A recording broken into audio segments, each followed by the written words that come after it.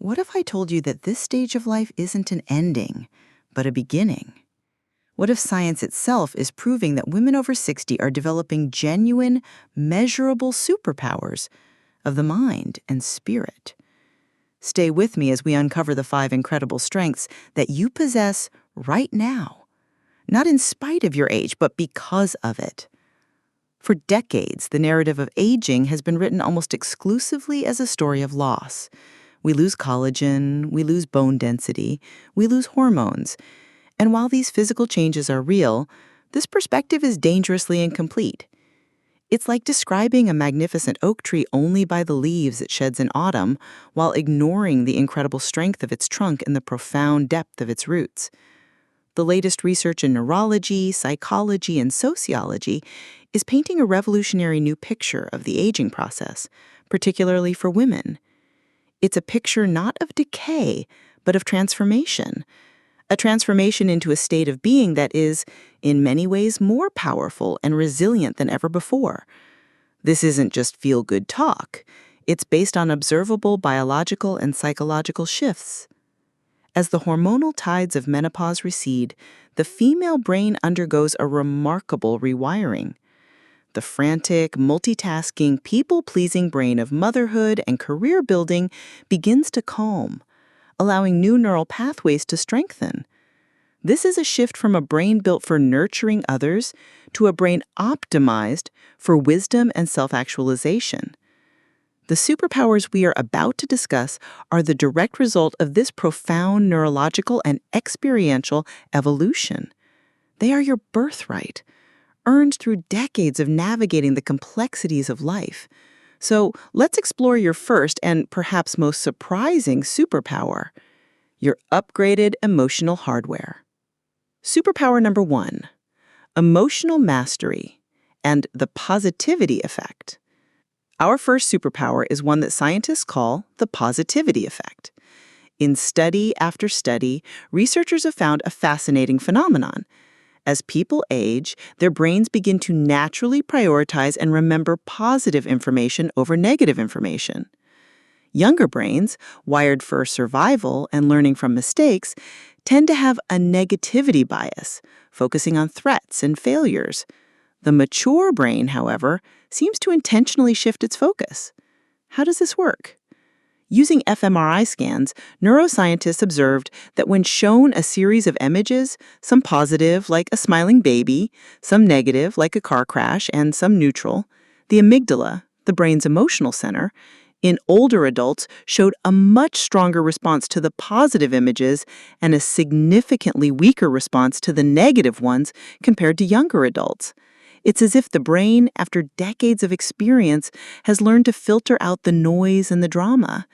It's not that you become oblivious to problems, but you are no longer emotionally hijacked by them.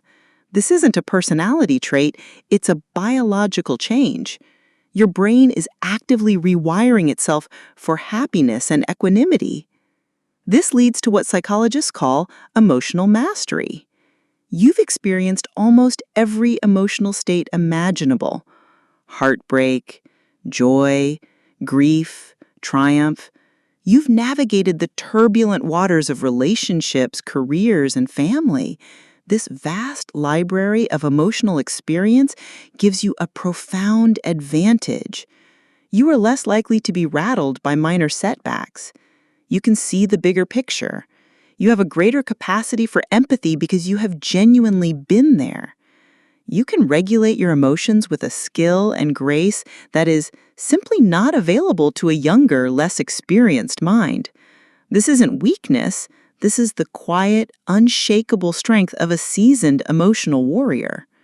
So, let's explore your first superpower, which is the rise of crystallized intelligence.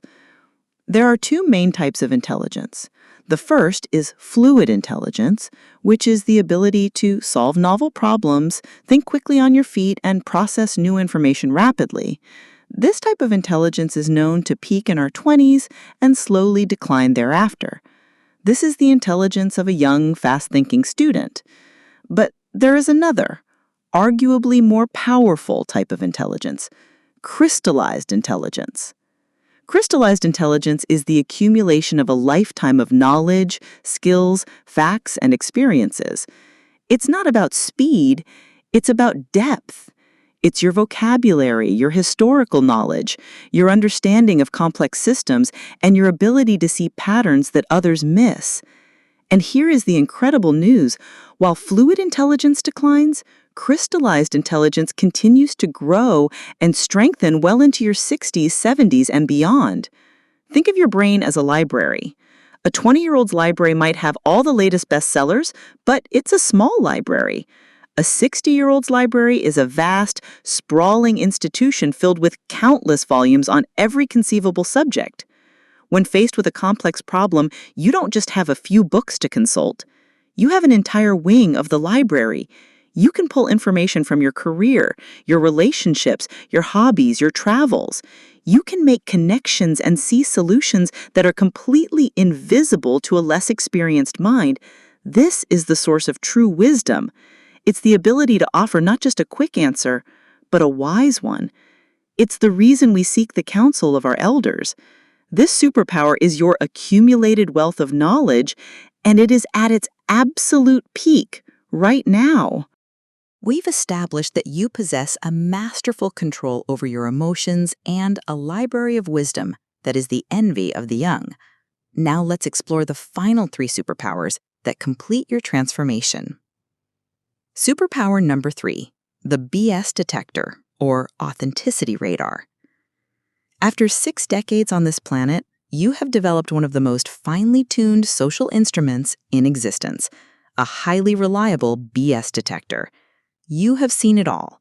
You've heard every excuse, every sales pitch, every insincere compliment.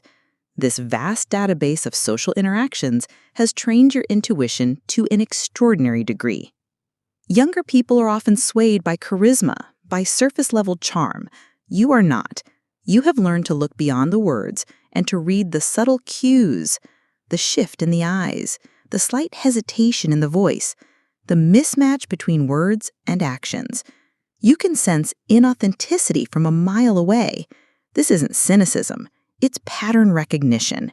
Your brain has run this social simulation thousands of times, and it now recognizes the telltale signs of manipulation, insincerity, and hidden agendas. This superpower has profound implications. It makes you a better judge of character. It protects you from scams and bad deals. It allows you to build a social circle based on genuine connection, not superficiality. You no longer waste time on people or situations that are not authentic. You have earned the right to be selective, and you have the finely honed tools to do so with precision. This is the power of a lifetime of social observation. Superpowers number 4, the freedom of post-adversity growth. This next superpower is a profound psychological shift that occurs only after one has navigated significant life challenges. Psychologists call it post-traumatic growth, but I prefer to call it post-adversity resilience. It's the deep, quiet strength that comes from having faced storms and survived. By the time you are 60, you have almost certainly faced real adversity, the loss of loved ones, health scares, career setbacks, financial worries. You have been knocked down, and you have gotten back up. Each time you did, you built a layer of psychological armor. The things that once seemed like life or death crises in your 30s now seem like manageable problems. Your perspective has shifted. You have a deeper appreciation for what truly matters: health, relationships, and peace of mind. This resilience gives you a profound sense of freedom. You are less afraid of failure because you know you can survive it. You are less concerned with the judgment of others because your self-worth is no longer defined by external approval, but by your own proven ability to endure. This is not the fragile confidence of youth. This is the unbreakable strength of a survivor. It allows you to take new risks, to learn new things, to speak your mind, and to live more authentically, free from the anxieties that plague the less experienced. This final superpower is perhaps the most meaningful.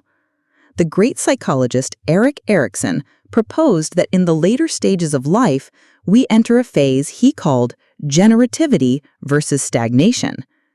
This is the deep, innate human need to guide, nurture, and contribute to the next generation. After a lifetime of focusing on our own survival and success, our focus naturally shifts outward. This is the superpower of legacy. It's the desire to be a mentor, a teacher, a grandparent, a volunteer. It's the satisfaction that comes from sharing your hard-won wisdom with others. This isn't just a nice idea. It's a powerful driver of purpose and well-being. Studies have shown that older adults who are actively engaged in mentoring or volunteer work report higher levels of happiness, better physical health, and a stronger sense of purpose than those who do not. Your value is no longer just about what you can achieve, it's about what you can give. You are the keeper of stories, the weaver of family history, the mentor who can provide guidance that can't be found in any book. This shift from getting to giving is a profound source of joy and fulfillment. It is the final, beautiful transformation from a life of building the self to a life of serving the world. These are not just nice ideas. These are your strengths, your superpowers. Confidence, wisdom, authenticity, resilience, and purpose. It's time to stop seeing aging as a decline and start seeing it as your ultimate empowerment. If you're ready to embrace this powerful new chapter of your life, please subscribe to Dr. Maskola. Let's celebrate our strengths and thrive together.